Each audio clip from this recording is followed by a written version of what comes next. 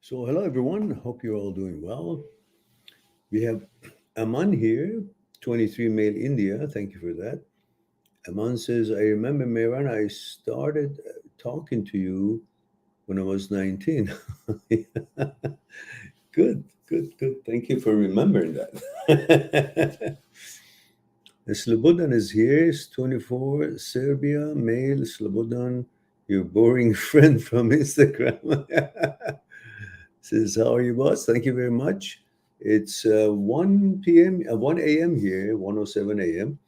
I haven't done a live stream for a long time, but tonight I thought, since a few days ago was my birthday, maybe it's a birthday event.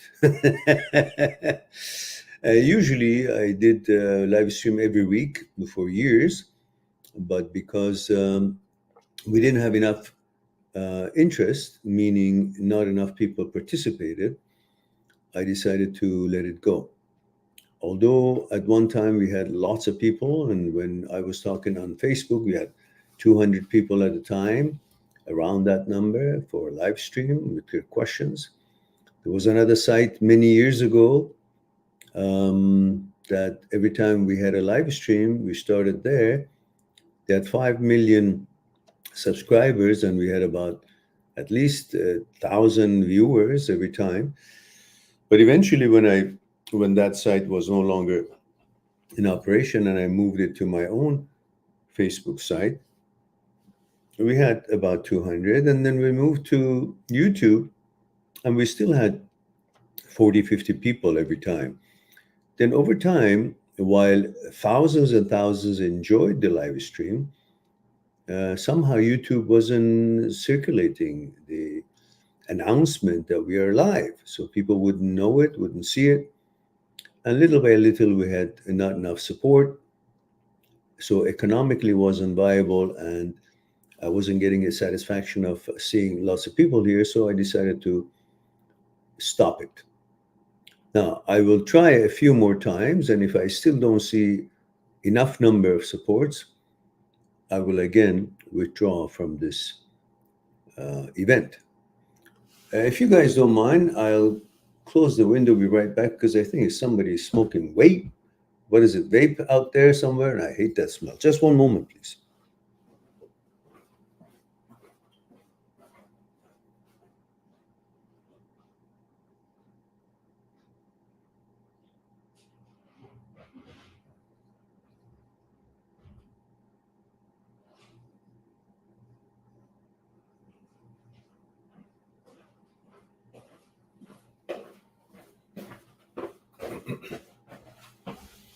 All right. And we have Prithal Baru, says male 35, India. Belated happy birthday, says thank you, America. The mind expert, God bless you. Hands, what? Hands yellow, heart red. Well, thank you very much. What does that mean, hands yellow, heart red? Heart red means I guess I've got warm heart. I understand that. Hands yellow, I don't know. Maybe you can help me out. And Stevan Jacques,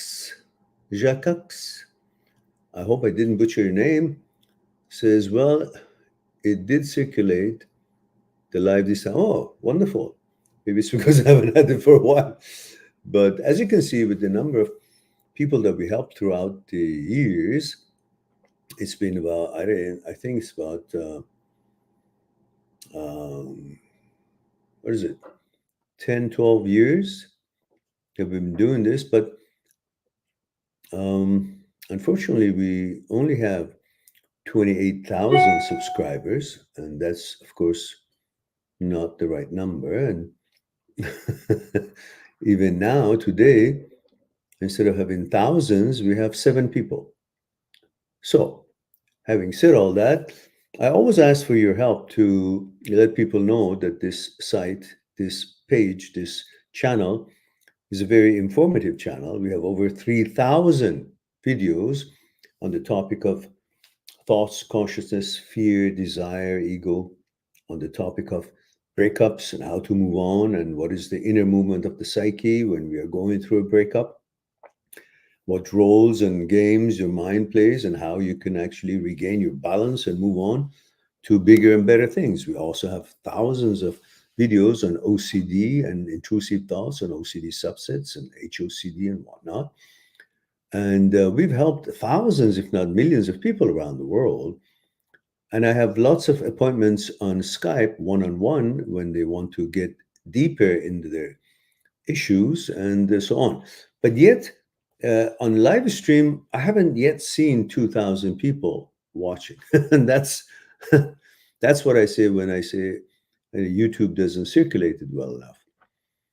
Now, Slobodan is here. Slobodan, you know you're not going to get an answer tonight because you've had lots of answers. He says, I can't stay at live stream. Okay. Says, I'm busy. See you soon at appointment, I promise. Okay, good. Wonderful. Glad that you're doing okay. And Slobodan says, happy birthday. Wish you all the best and long life to save us HOCD, OCD sufferers around the world. I look forward to that as well. So if we have any questions, you guys can fire up.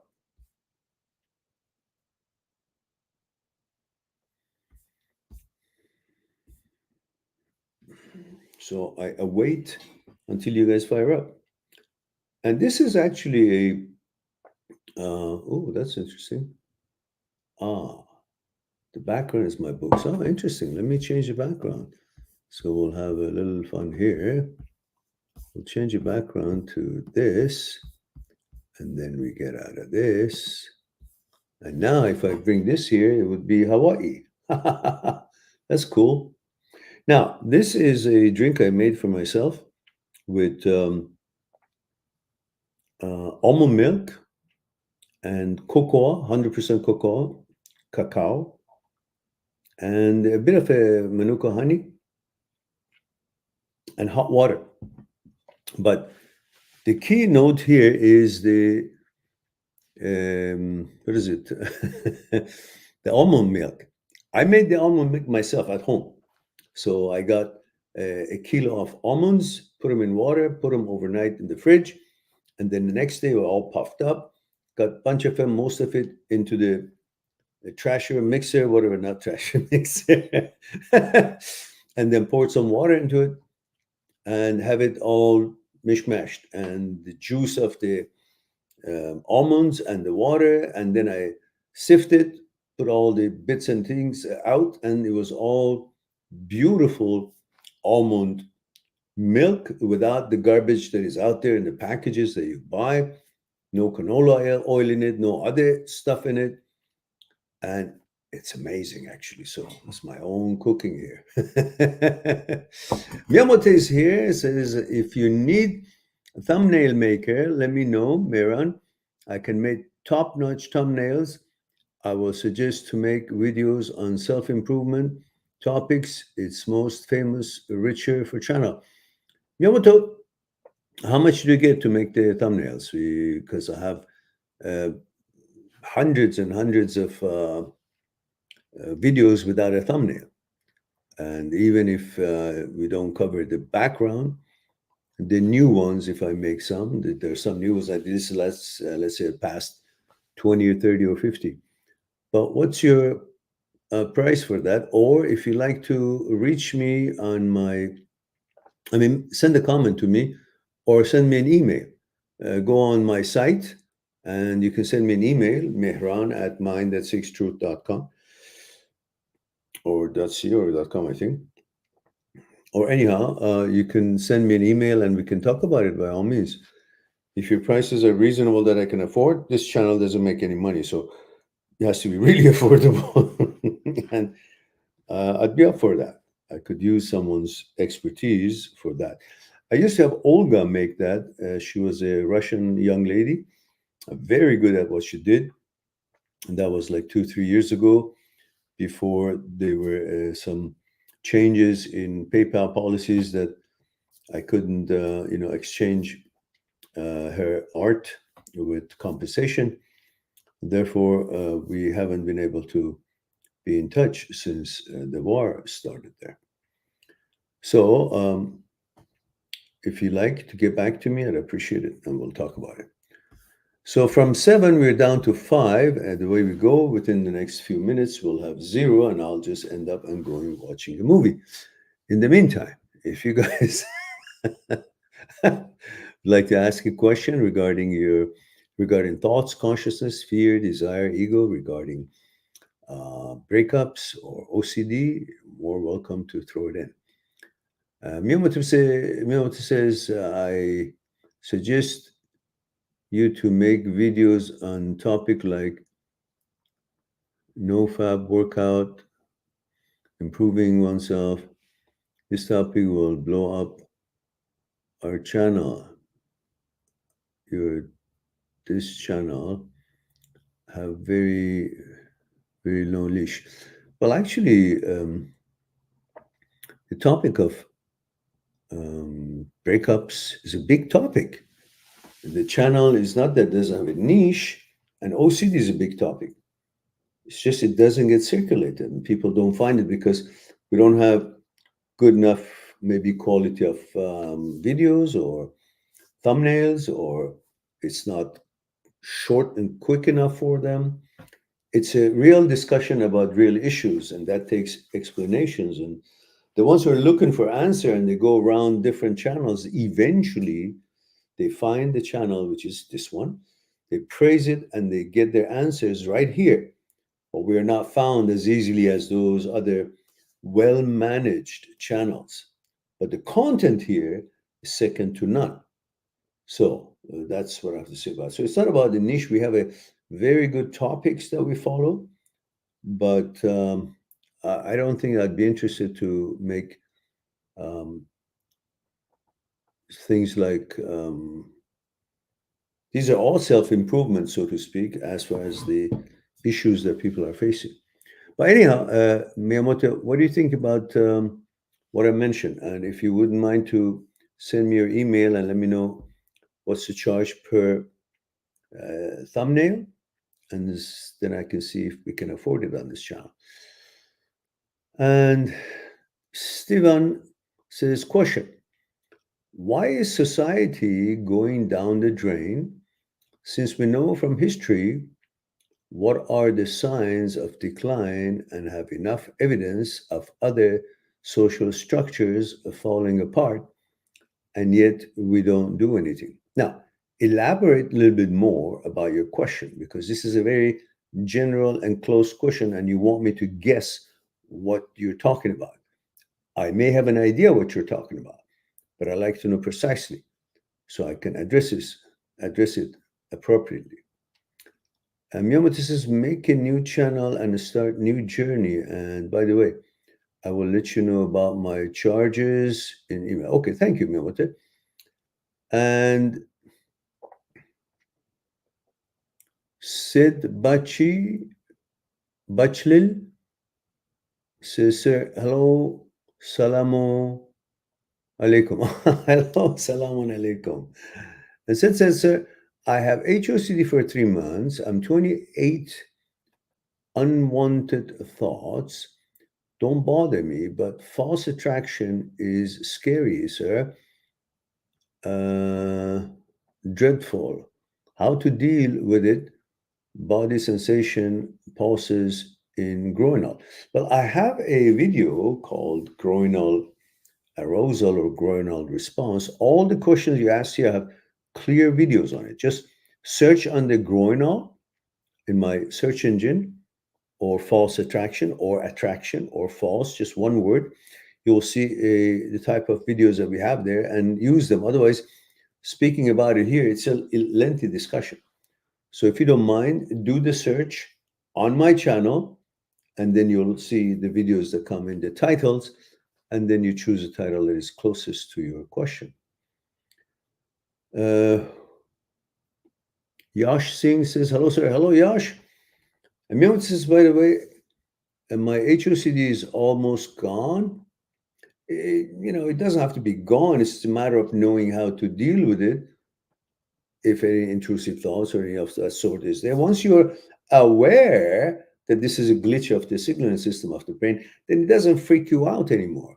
Otherwise, once somehow you get some kind of a response with your body or emotional, or you don't understand it's due to anxiety, due to simply association of the concept of sex, and you interpret it as what you saw has triggered that reaction in you, which is not. What you saw is what you saw, but the brain associates what you saw. It could be a horse's ass, but it's shiny and muscly. It doesn't care what it is. It associates it with the concept of sex, which is your mind about sex with a woman, and then that turns out to be something that you interpreted. Oh my goodness, it was a man's body, but you have a man body, so you see a man's body, you think about your body and sex. It's not about that you're interested in that person. It's about the association of your body, male body, to sex when you have sex with a woman, and the brain associates that, and you get certain reaction, anxiety or interest or arousal, and then you misinterpreted that it's that what you see is that what you're interested. You're not. It's just wholly responsibility of the brain, and brain has no intelligence or smarts. It just reacts as far as all these information that has been in the brain and how it can associate it. And when it's overactive, it makes all these signals all mishmash, and the way we go. So,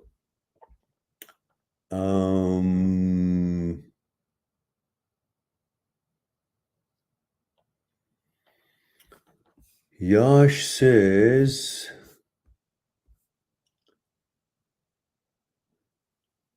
you said to tell you this thing on live. Which thing?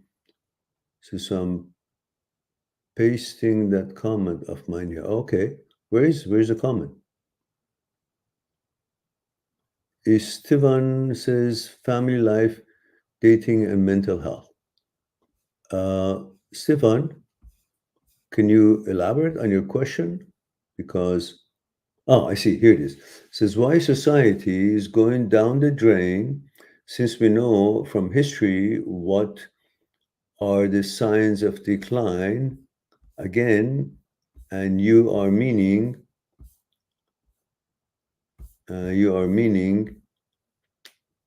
decline in family life, dating, and mental health. Again, these are big topics. What specific about family life? What specific about dating? What specific about mental health?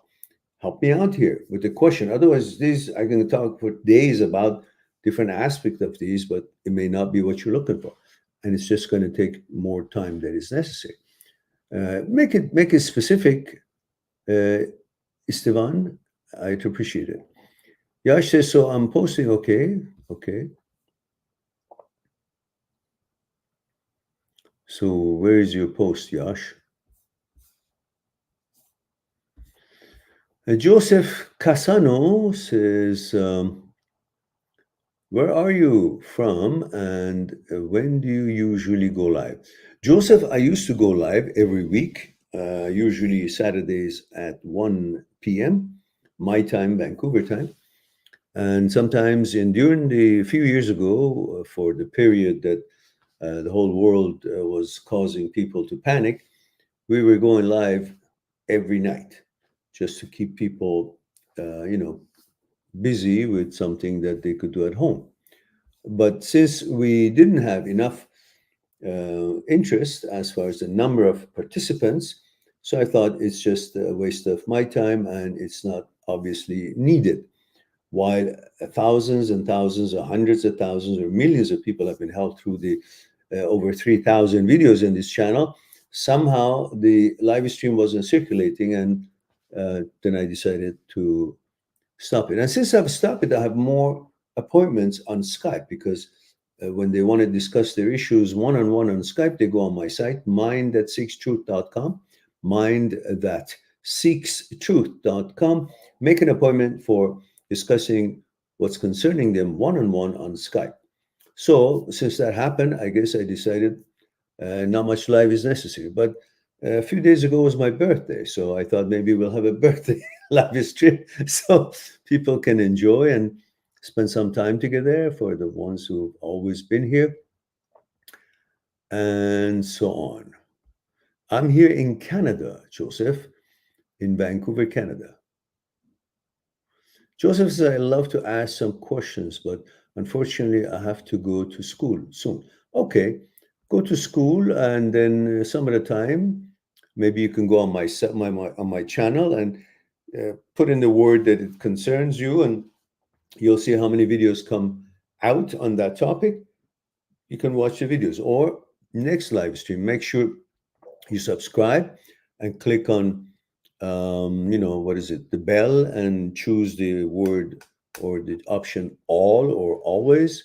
So when I go live, hopefully YouTube, which is pretty bad in announcing lives on my channel, I guess, at least, would hopefully let you know that I'm live.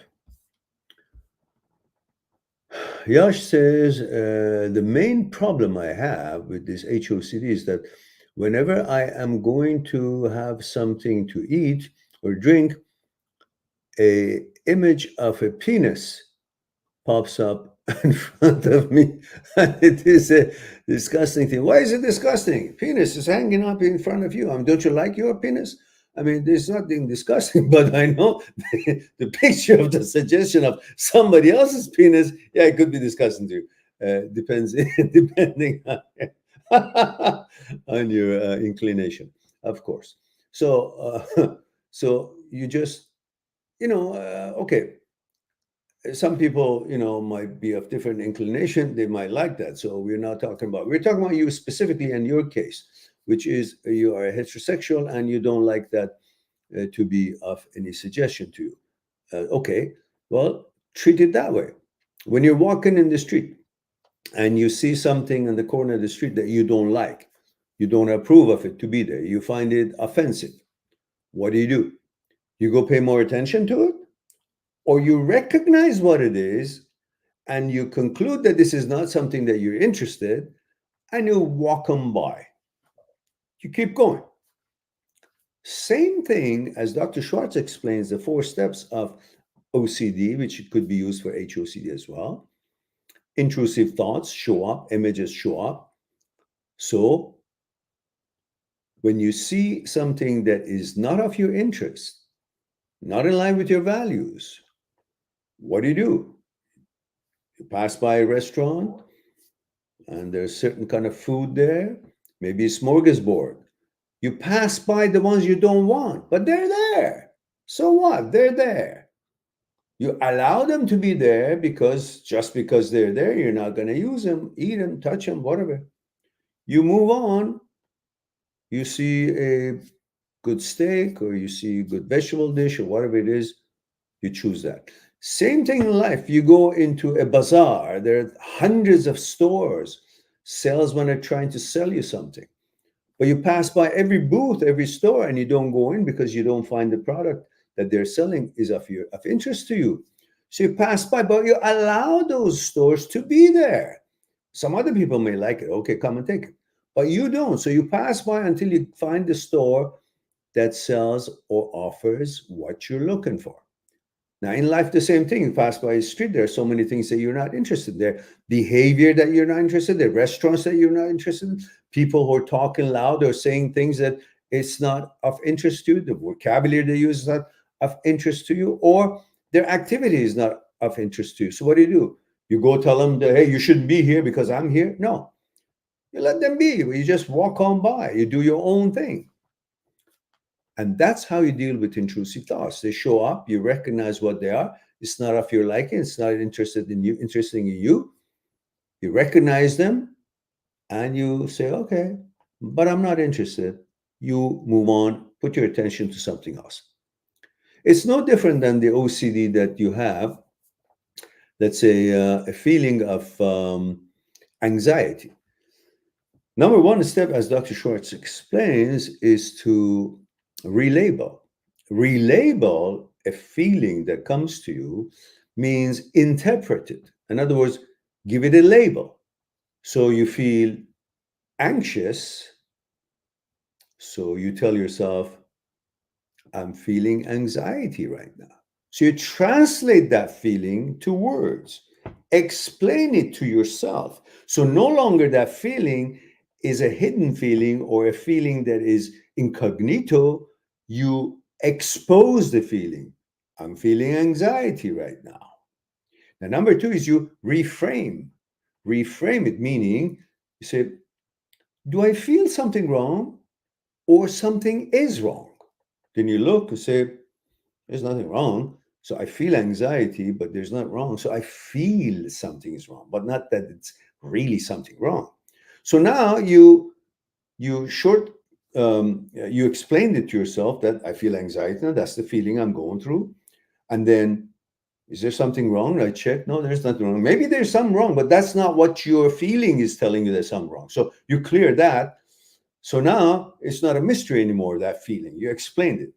And at this point that you now have recognized and identified this feeling and explained it, you relabeled it and redefined it, reframed it, you now change your focus from what you now know what it is, not a mystery anymore, to something positive and simple, such as drink a cup of tea or a cup of coffee, whatever you like, or take a walk, or look at the distance at the ocean, or trees, or listen to music, something simple, which your brain would be naturally interested to move the attention to this, what it was that you already turned it over and opened it up, to something positive and simple, very, very simple, a cup of tea or something of the nature that I spoke about.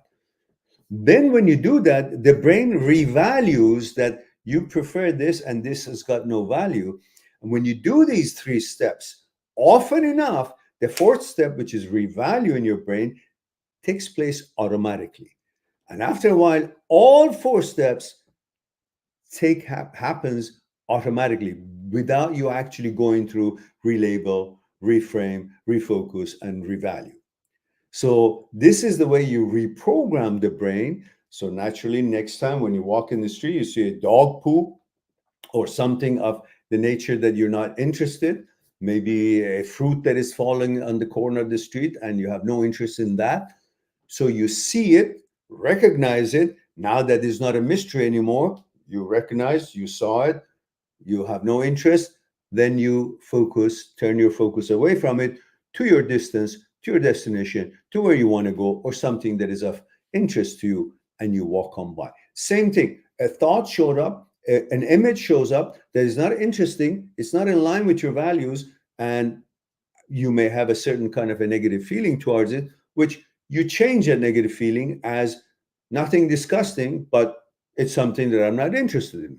It doesn't have to be labeled as disgusting, because that already makes you feel like, why is it here?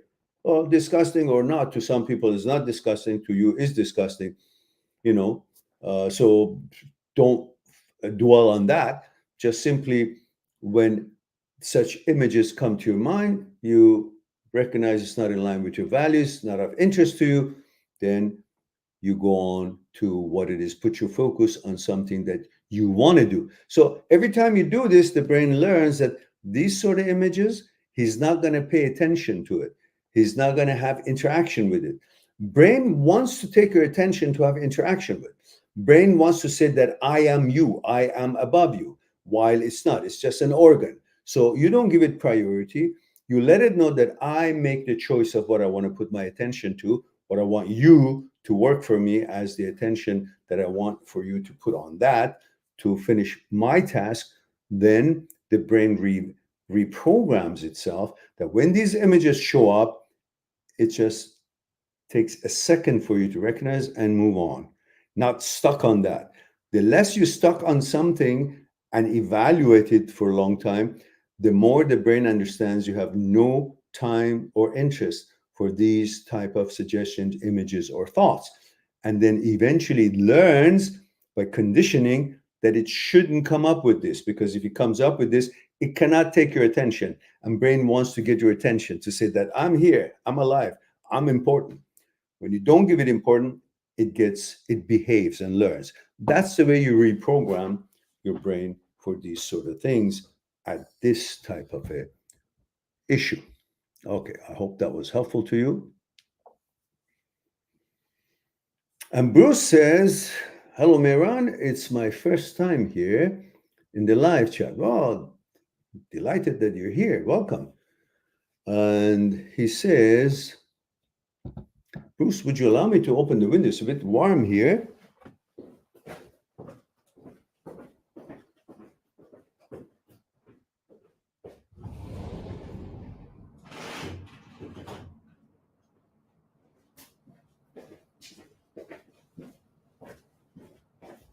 Thank you. Sorry for the delay. Okay, let me just. Now, Bruce says, I'm male, 35 years old from Toronto. Ah, somebody from Canada. Says, how can I overcome intrusive thoughts about filthy language? My brain says horrible things about my loved ones. Yeah, I know. That's so what? What do you do when you walk in the street, somebody calls you a motherfucker? If you know the person, you might say, what the hell are you talking about? If you don't know the person, you say, oh, it must be a crazy person because there's no reason to say that. And it's not true. So what do? You go grab him and start grappling or altercation, or you just say, oh, that's a stupid, crazy thing to say. You just walk on by.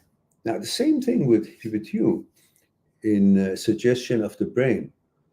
It's not just words. Sometimes the brain imagines some things that is just totally disrespectful to your loved ones, family, and all that, and you deal with it the same way. Move on to what is of your interest. The more you wonder why, the why is that there's a glitch in the signaling system of the brain. That's all. It's not your fault. It's not your interest. It's none of that. There is a malfunction in the signaling system of your brain. There is a lever in midbrain basal ganglia called the striatum. Close to it, there's a lever called caudate nucleus. Caudate nucleus's job is to shut down intrusive thoughts. When it malfunctions, it doesn't shut down intrusive thoughts. It doesn't do its job. You know, its job is like these old manual shift cars that you're supposed to change gear at certain speed.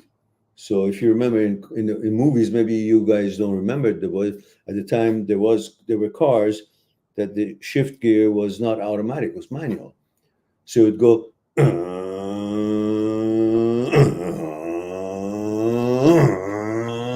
you have to change gear. Now, sometimes now that there's automatic, so automatic gear is supposed to do the same thing. It's supposed to go depending on what make it is. It don't exactly sound like that. But these automatic ones, sometimes they don't do their job. They're just going, it doesn't change gear. That's when you supposedly to grab onto manual part and shove it into the place so it can change gear. Caudate nucleus also is supposed to be automatically functioning by shutting down intrusive thoughts that are not in line with your values. When it's malfunctioning, you're supposed to help it out, like grabbing on to the gear shift and putting the caudate nucleus into the program to do its job. That is where the 4 steps of Dr. Schwartz comes to the picture, teaches you how to reactivate caudate nucleus by the 4 steps that I explained. I'm going to put the 4 steps video up here so you guys can watch it later on and enjoy what it says. It will be explanatory for you, exactly the steps that I'm talking about. So 4 steps, and it gives me, okay.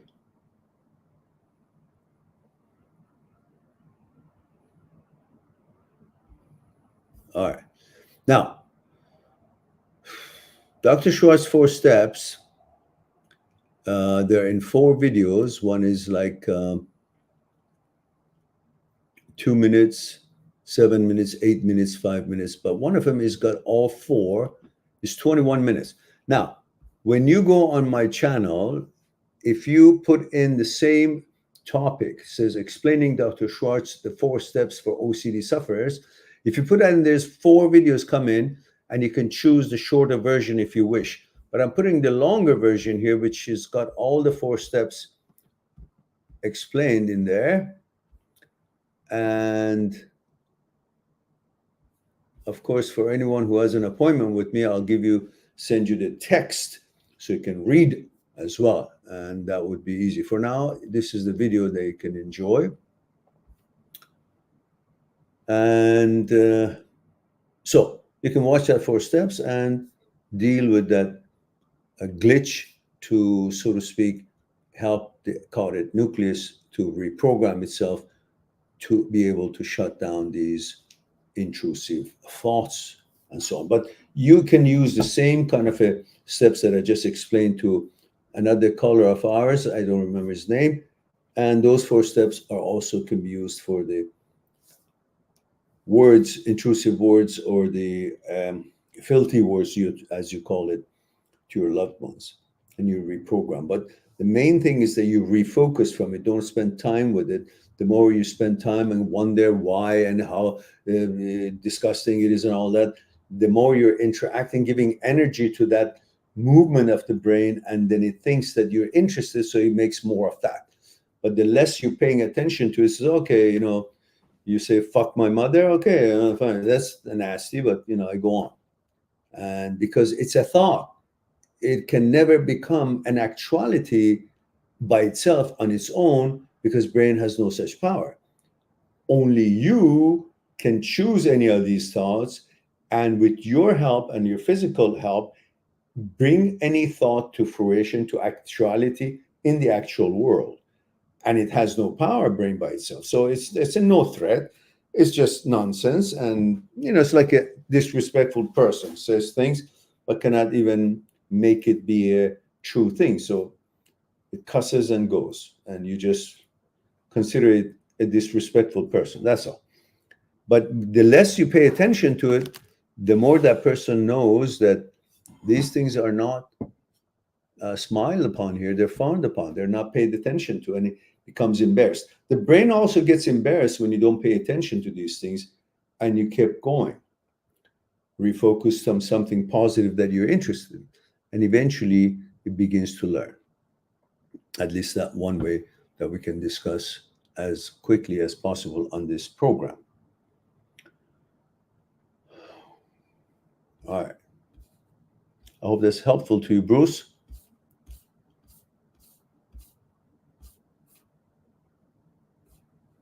So thank you very much, Mary. You're quite welcome. Now, going back to Yash Singh says, and this thing always makes me afraid that I'm going to have that image in front of me, and which makes me unable to eat or drink. No, eat and drink purposely with that image in your mind. Because when you keep doing that, the brain gets to notice that it doesn't give a shit. It's not bothered. No energy comes from it. And he actually says, oh, a picture of dick. Okay, yum, yum, yum, yum, yum, yum, yum, yum. And then eventually there's no fear to it for the brain, and cannot get a rise out of it by frightening you or annoying you. And it doesn't see any spike of any kind of a anger or anything, any emotions. And the brain eventually gives up, says, because I'm not getting anything out of it, so I can't get his attention. Brain always tries to get your attention by silly things. And when you don't give it attention, it learns you got to go away. It's like an animal that you train. You feed it with what it does. Let's say you have a dog and it shits somewhere in the middle of the room, and you say, oh, good doggy. Or, why don't you do this? Or give him a candy or cookie, not candy, something, dog food, a treat. Well, it'll do it again. But if it does that and you don't pay attention to the dog, you just clean the shit and throw it out, and you keep on going about your business, and the dog, or maybe get the dog, put him outside, learns that this is not smiled upon, it's frowned upon, and learns not to do it. So, similar thing to this, when you don't pay attention to it, it learns that you're not going to entertain this. And that's perhaps easiest way you can rewire your brain.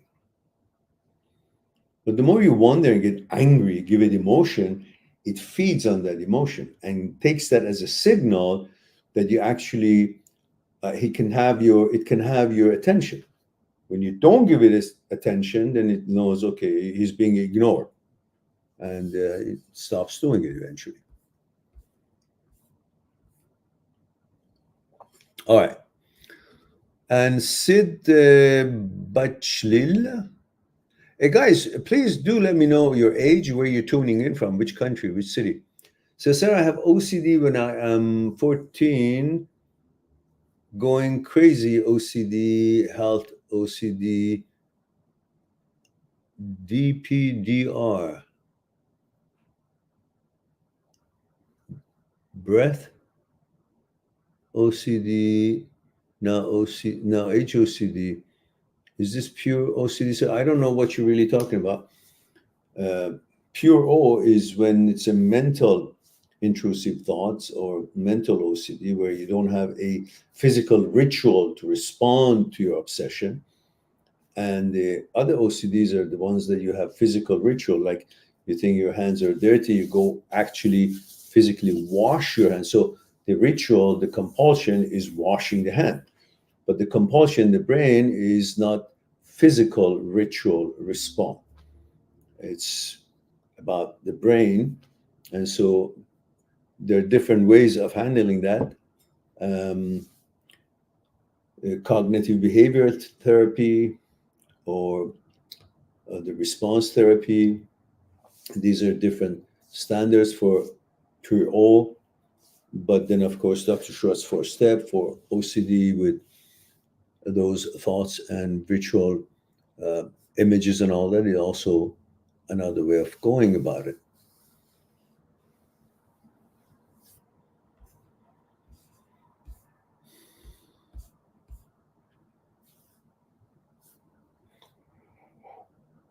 You don't have to go crazy about it. I had OCD, all kind of OCD ever since childhood. God knows how many kind of OCD. Eventually, they went away, and some of them stayed with me, washing hand business and cleaning things and touching the light switch 100 times, checking the door, God knows how many times, checking the oven before I leave. And then eventually, when I grew up a little bit, I noticed it's pretty crazy. I was doing crazy things. And then I started, by the power of willpower, try to focus on not doing certain things and making sure that I understand there's no sense to it and they have no power to make something good or bad if I don't do it or if I do it. If I want my exam to pass, touching this, light switch 50 million times doesn't make any difference. Because if it did, I would wish to have $1 million in the bank and I would keep touching the light switch up and down. But so eventually got rid of many of them. And of course, then I researched and studied all these things, the scholars and neuroscientists and neurosurgeons and psychologists, psychotherapists, writings and their thesis and all that. Then it became very easy to understand it. And that is not your inclination. If it's a HOCD, that is not your preference. If whatever else it is the glitch of the signaling system of the brain. And then you learn how to manage it until the brain comes back to its default setting, which is what it is for your inclination and how it's always been functioning before the glitches. And Joseph Casano says, happy birthday. So if you're in Vancouver, that means you're 3 hours behind me. I live in New York. Oh, yes, that's right.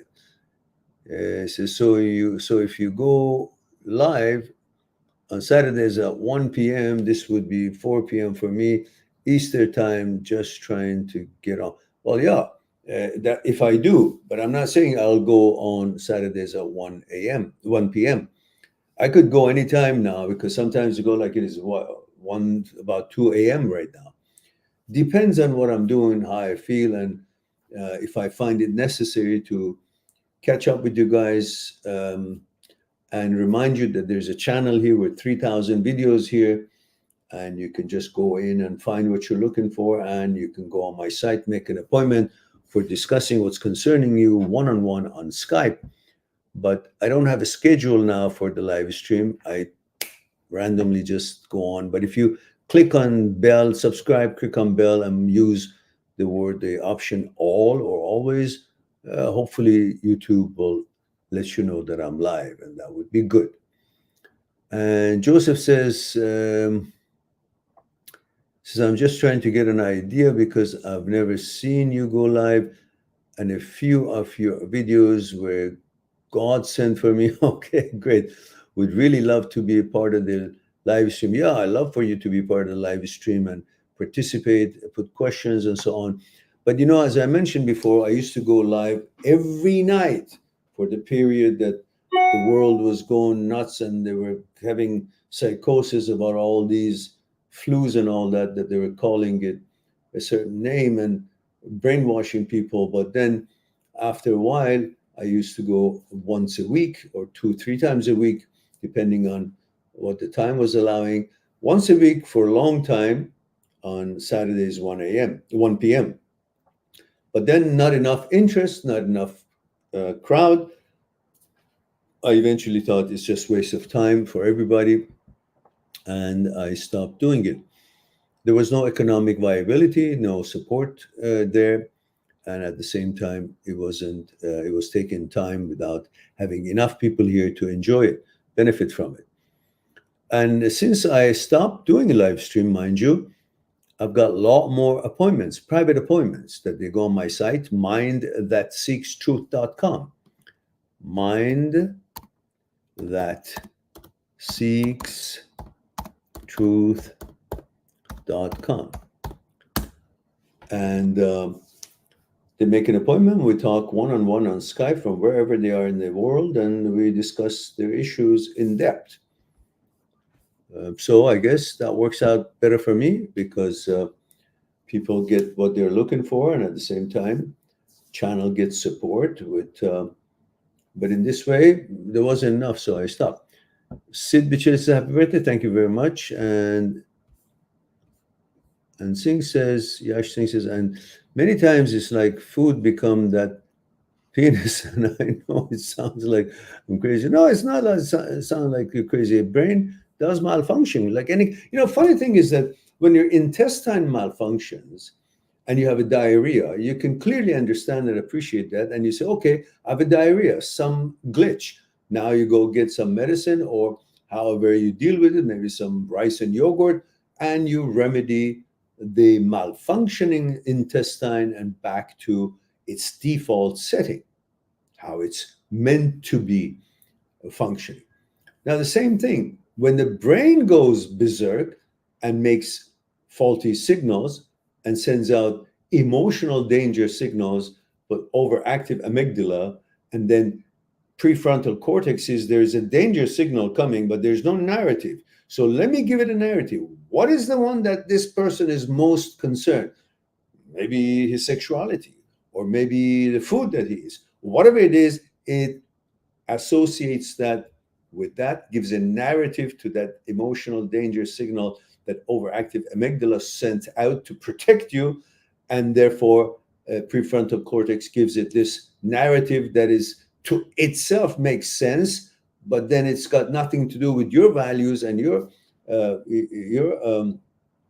what's in line with your values, and then you get confused.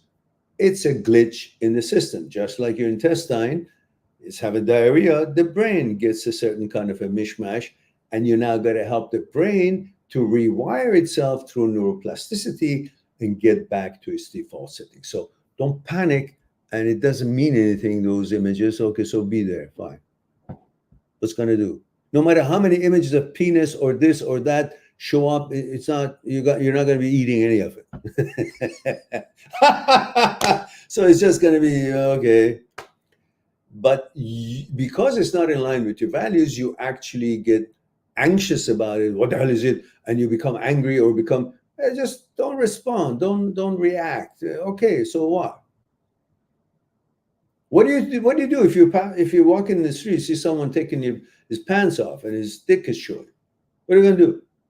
Oh my goodness! No, okay, the guy is crazy, taking his clothes off in the street. You pass by, go by your business. Same thing. Image. You go, oh, that's just crazy. Thank you very much, but that's obnoxious to me, to you. Whoever likes it, likes it. But to you, for you, you say, well, this is not something that would. I'm having food, so I don't pay attention. I have my food, and even though if it's just there, so what? I focus more on my food. The more I focus on my food, the less focus is on what's trying to say, hey, pay attention to me. You say, no, I want to pay attention to my pizza. Eventually, less and less and less, and then you won't think about the image anymore. Even the image could be there, but you're focusing on something else. And naturally, when you're focusing on something else, the image disappears, even though the image could be there. Like if you're in Louvre Museum in Paris, and there's so many beautiful arts all around the walls of the museum, but no matter how extraordinarily size or colors or designed to take your attention is on the wall, if you turn your head back from it and look at another painting of another artist, this, although still on the wall, disappears in your world. So your attention to something or disattention to something makes things to be or not to be in your world in actuality. So in the museum, you see Mona Lisa on this wall, and as extraordinary as it might be, if you turn your head to a Picasso somewhere else over there, or some other, painting, that still exists on this wall, but it is not in your world because your attention is somewhere else, and there's no attention on this. And after a while, you simply don't believe or don't remember that this even exists because you're busy looking at other things. Same thing, you're having your food, the more you focus on your food and pizza, the more you would be focusing on, the less you would be focusing on this other thing. So that's the way to deal with it. Simple. And eventually it learns not to show up. Because it says, I've been here all the time. He takes attention off the pizza. So eventually it dissipates because you didn't pay attention to it. It doesn't have a light on it. Nobody sees it. And eventually it itself ceases to exist because there is no watcher. Let me explain something to you that you might see the significance of it when we come from the world of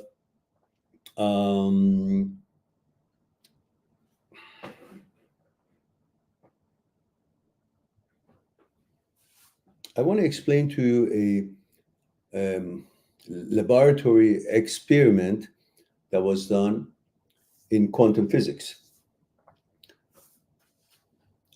They had a electron gun facing a wall. In between the electron gun and the wall, they put a metal plate. They put one slit into the metal plate. Then they fired the gun to the wall, passing through this metal plate in between. The other side of the metal plate on the wall, it showed the impressions that the electron gun made, which was one line, because it passed it through the slot or the slit, and the impression was one line. Then they decided to put another slit on the same metal plate. So there were two slits on the metal plate, and they fired the gun. Instead of having two lines, because there's two slits, there were like 20 lines. They couldn't understand. Why is it? Well, the explanation, as far as I could understand it, which I'm not really that good at it, was that they were overlapping, and a certain kind of a behavior would cause these 20 lines, because the electroguns would be interacting in such a way that would cause 20 lines instead of 2 lines. So the scientists decided that, we are going to put a witness into this machine for this experience to see what exactly happens that it becomes 20 lines when there's only 2 slits. So they put a mechanism, they put a device, they put a watcher, they put a camera, they put a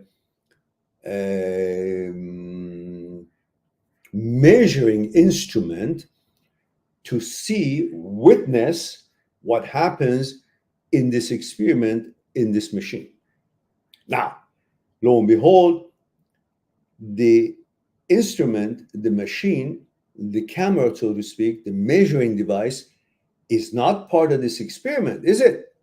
It's a watcher, it's an observer. It's an observer to this experiment. So it's not part of the experience, it's outside, it's an outsider to the elements of experiment. To the quantum world, this is outside watching what's happening here. As soon as they put that thing, they wanted to peek through. That's what the intention of the scientists were. And they fired the electron gun. Guess what happened on the wall? 2 lines. No more 20, 2 lines. Why? Because as soon as there was a watcher, the electron guns, the whole thing there behaved. In the quantum physics, they just said, oops, there's a watcher. Somebody's watching. Somebody's witnessing. So we'll just do what we're supposed to do. Now, you can prove this to yourself right now, this experiment. I want you to close your eyes and imagine the real estate of your brain, however you want to look at it. And neurons of billions and billions of neurons, or you want to think of it dark, like a starry star, like a sky with billions of stars, and all these neurons are connected. Or you want to look at it as labyrinths, or look at it as little pigeonholes, or look at it as rooms and different quarters. And so however you see the inside your brain as its real estate is, I want you to look, while your eyes closed, look in your brain for a thought, not a memory, a thought that is being born, that is being created. And keep looking at this cranny and that nook and under that rock, or that the other room, or between the neurons. However, wherever you think the real estate of your brain is, I want you to look for a thought. Where is the thought? A new thought is being born. And you keep looking for it. Every nook and cranny of your brain, every room and compartment of your brain, everything, any way you imagine the brain looks like inside, keep looking for a thought. You will find nothing.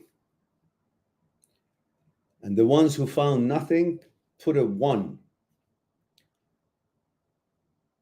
And that means, why a brain who constantly have intrusive thoughts makes thoughts, images, why when you're actually looking at it, it's not making any thoughts?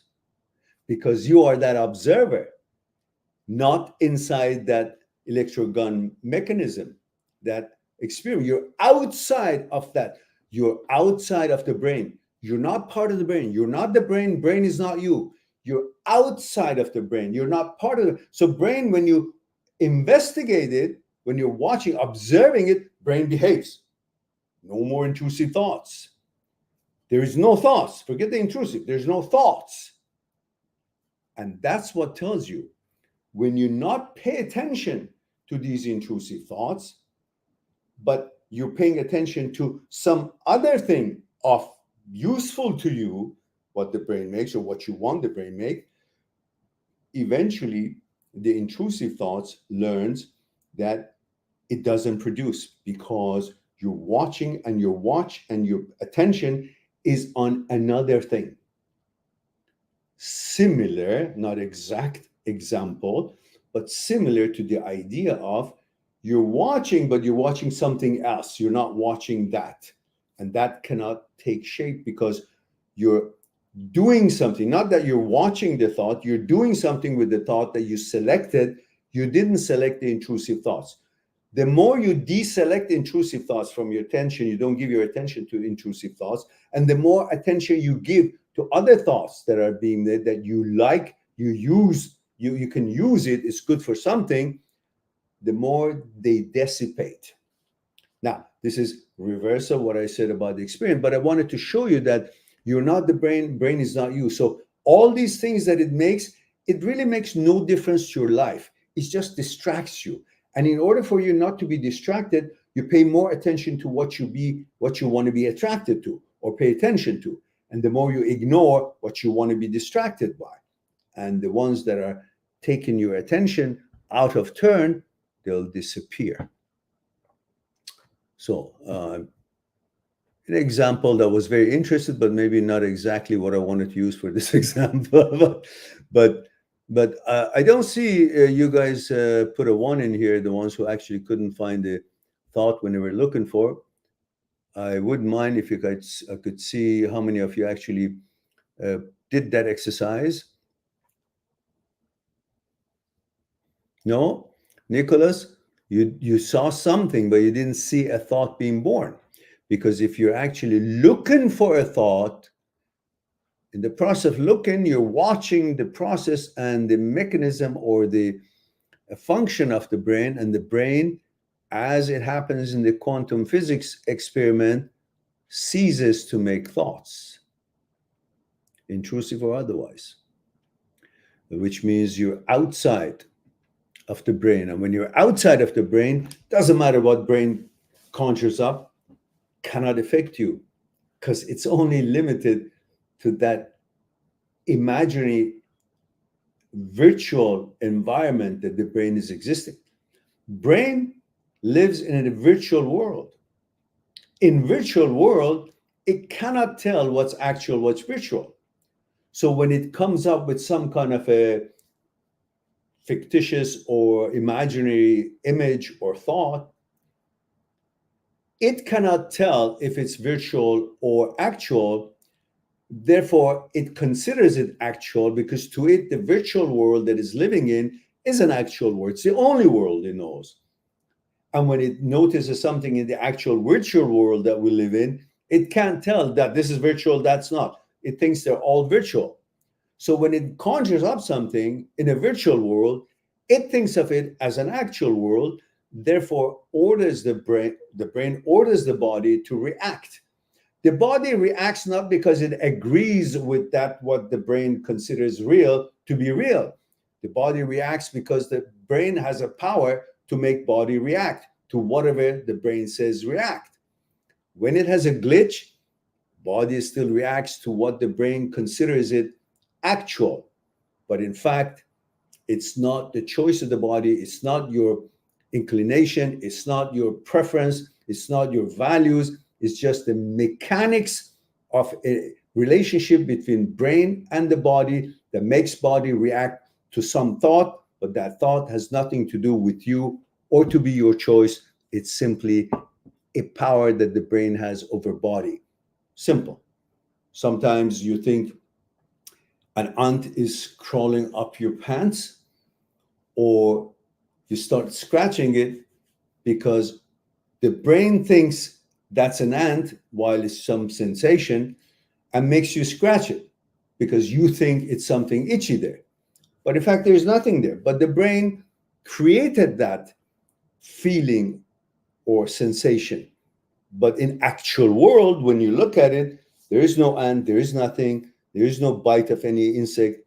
It created as a sensation for whatever reason, but it's got nothing to do with your preference or the actuality of the skin having been nicked with anything.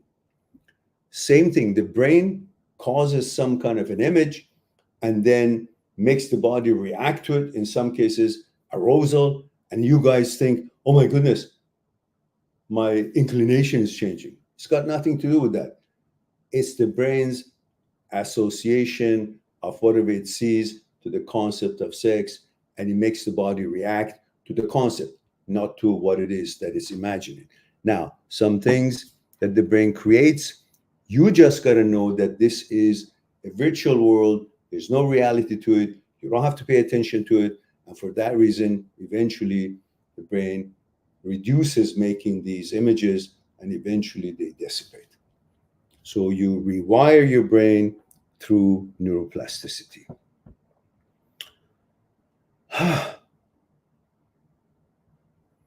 In live stream, it doesn't necessarily give us enough time to go from the background of it to bring you to the middle and then give a conclusion. Sometimes you have to flush these things together, and it becomes a little bit too quick an explanation and not enough background for you to recognize. I apologize for that, but that's the nature of the live stream, that some explanations may not be as clear as I want it to be, but it gives you a way to think at least.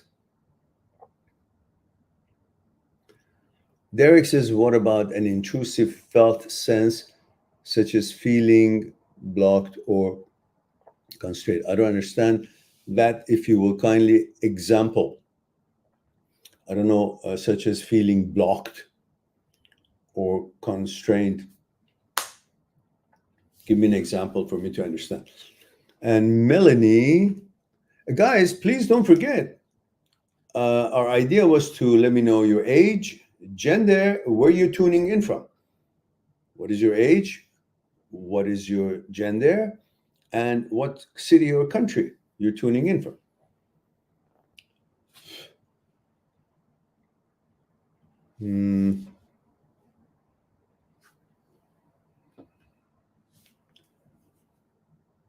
Okay.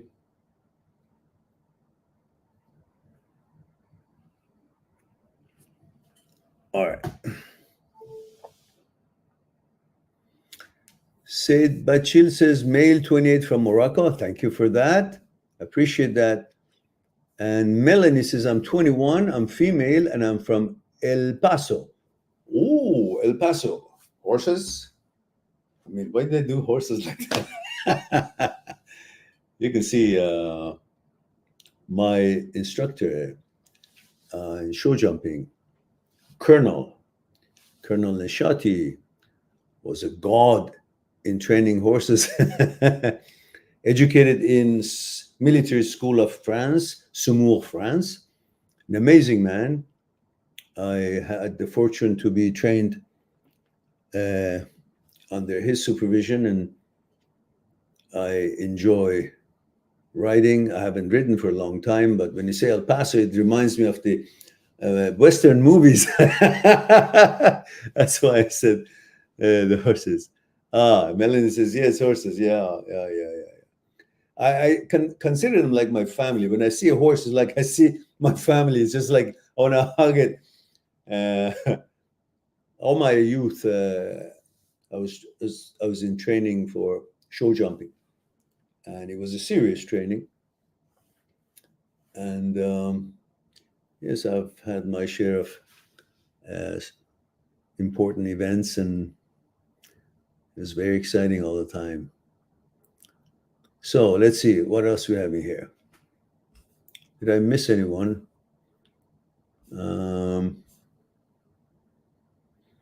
Melanie says, what are your thoughts on meditation? If you go on my channel and put in meditation, you'll see a number of meditation that we did on live meditation. And we have different kind, breathing exercise, breathing meditation, and mind and body coordination. We have concentration meditation, expansion meditation. We have short meditation, just breathing in, following the imagination and the feeling and movement of the air through the nostrils and then out, following it in and following it out with the thought content, of the imaging, the movement of the air in and out of the nostrils and lung. And then we have long breathing exercises. Then, of course, there is something that is not meditation, but it's a breathing exercise, which I do that. I used to do that often. I should also redo. which was the, let me just remind myself of the,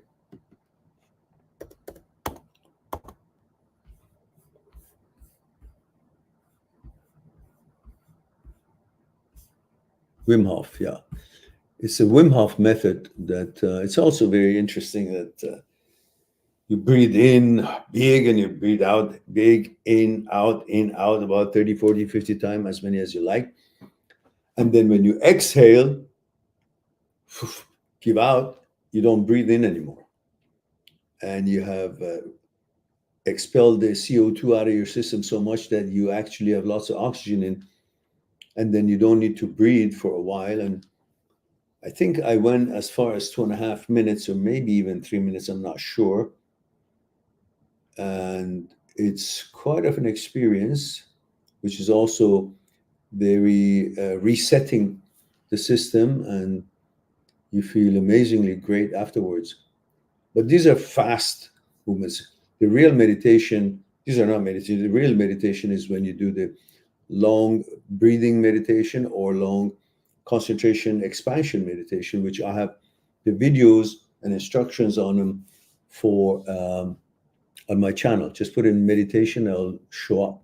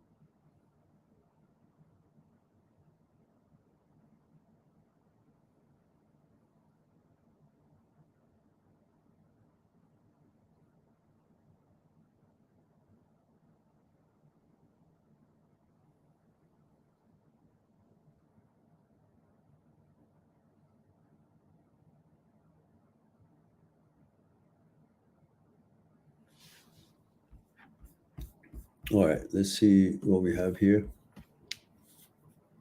So Joseph says, how to free yourself from feeling locked and fearful of solipsism and nothing being real but your own mind. That's cock up bullshit, actually, if you pardon my French.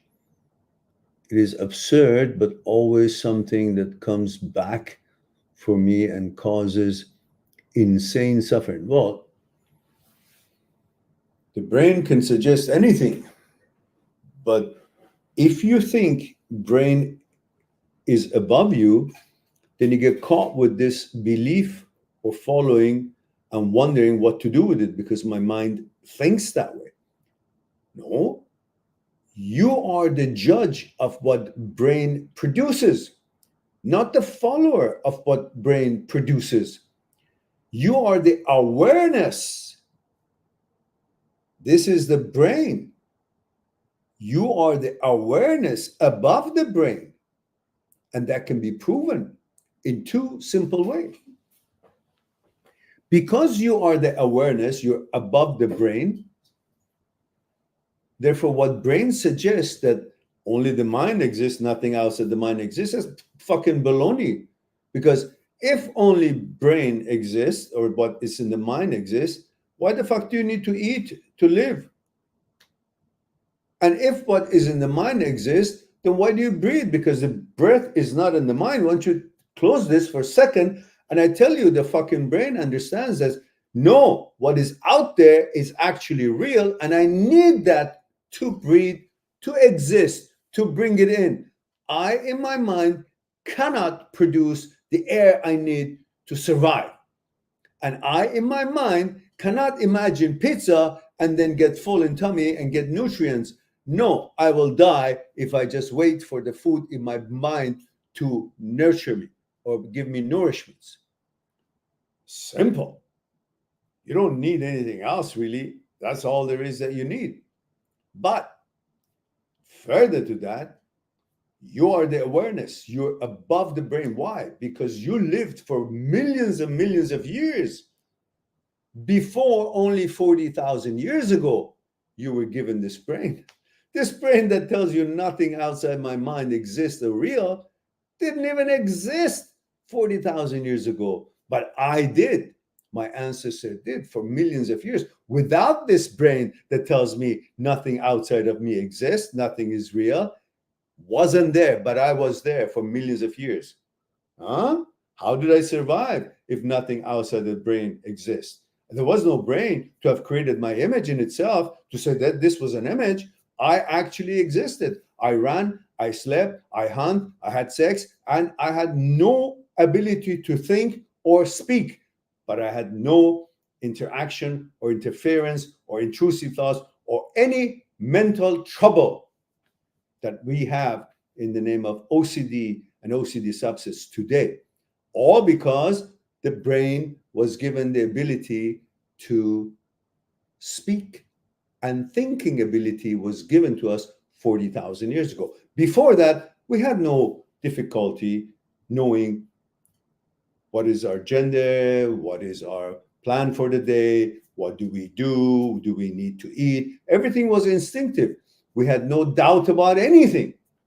Now, all these things that creates doubt in our mind about all kinds of things is because we can think. And thoughts are the roots of all problems. When we weren't able to think, we had not much psychological problems. But having believed that the brain is above us and it's smart, which is not, has no intelligence, in centrality was localized in the brain, but the neuroscientists and neurosurgeons did thousands and thousands of experiments. There was no localization of center for smarts or mathematics center or compassion center or political center. None of that. The motoring center, you could stimulate something, the hand would move, or a sound with the speech, maybe stimulate some part of the brain and you would make a sound, or the eyesight. But there was no mathematical center. There were no intelligence center. No such a thing exists in the brain. So brain was given to you 40,000 years ago, the way it is now. And thought was able to form about then, which thoughts are the roots of our problem. But before all that, we existed for millions of years. So you tell me, how the fuck is it that the brain says, only what's in my brain, what's in here exists, nothing outside is sure? Really? It doesn't make sense, does it? So on that basis, you're the awareness. You're above the brain. You judge what brain puts out, and you decide if it's useful or should die by the wayside and not pay attention to. And that's the end of it. So the rest of it is just imagination of the brain trying to dominate you, giving you ideas, just as intrusive thoughts ideas are annoying to all people. Our inner psyche, inner movement of the psyche, our psyche of the human being is all the same wherever you go in any part of the world. So then there's a problem this side, there's also another problem in billions of other brains somewhere else. It's all having the same glitches and problems. All these mental issues and so on, mostly are because of the malfunction of the signaling system of the brain. It's not because you're changing into something else, but these are the ways to understand that when we didn't have this brain, pretty much most of these problems that we are facing with psychological problems, they didn't exist because the brain itself malfunctions, and when it malfunctions, it causes all these ambiguities. All right, having said enough of that, and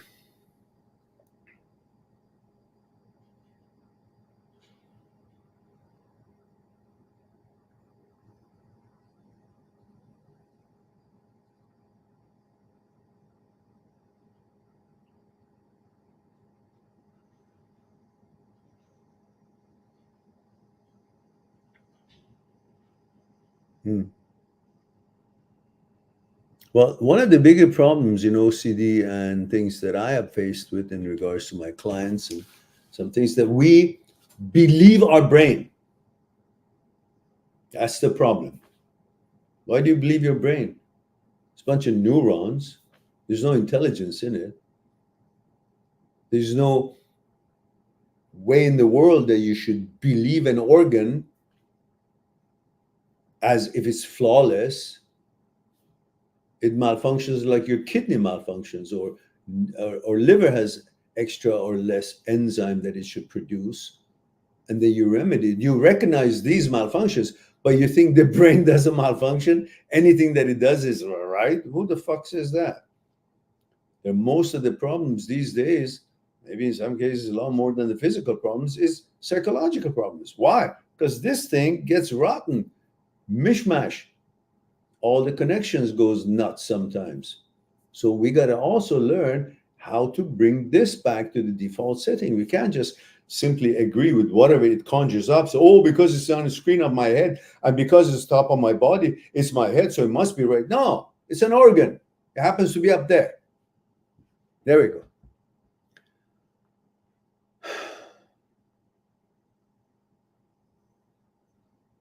An example would be a sixth sense of feeling energetically blocked.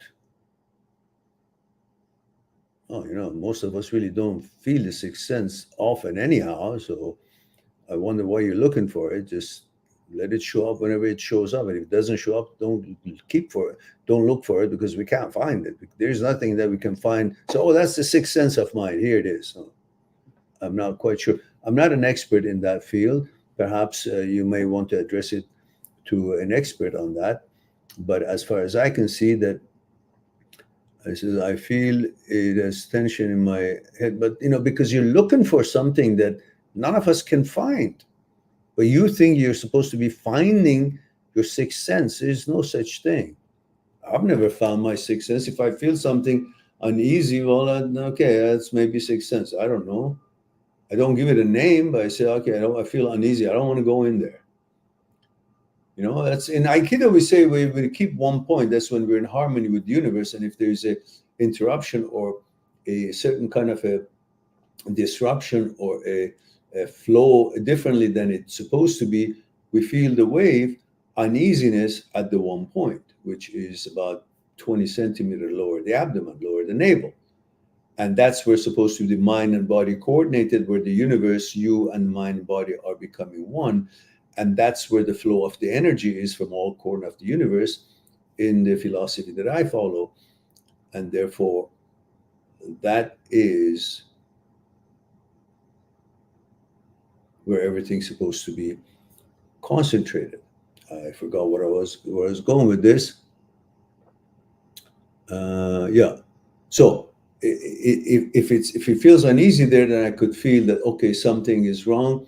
I don't want to enter this room, or I expect maybe something unusual.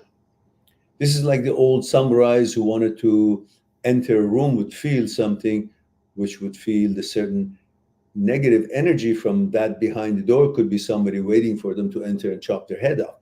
So these kind of feelings where that may be sixth sense, or in my opinion, is the trained ability to feel the waves of different energy contrary to the quality of energy that you're expecting to see, to let you know that the wave is open and is positive and it's benign and it's safe to go.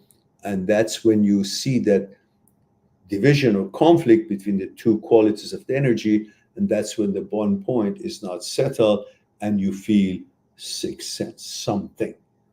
You call it sixth sense, you call it sixth sense, but I call it, that's when the disturbance in the one point, disturbance in the key, disturbance in the energy. So otherwise, we're not looking for the sixth sense. Where is the sixth sense? I blocked. I don't know where it is. Nobody knows where it is.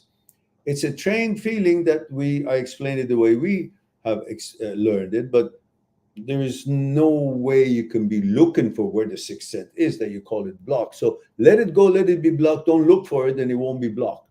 Don't look for it. So I don't care. When I feel it, I feel something is wrong. So maybe I act on it. Maybe I say, no, it's nonsense. I go where I go. Anyhow, I'm not an expert in that. That's all I can understand about this question. And I apologize if it's not helpful to you.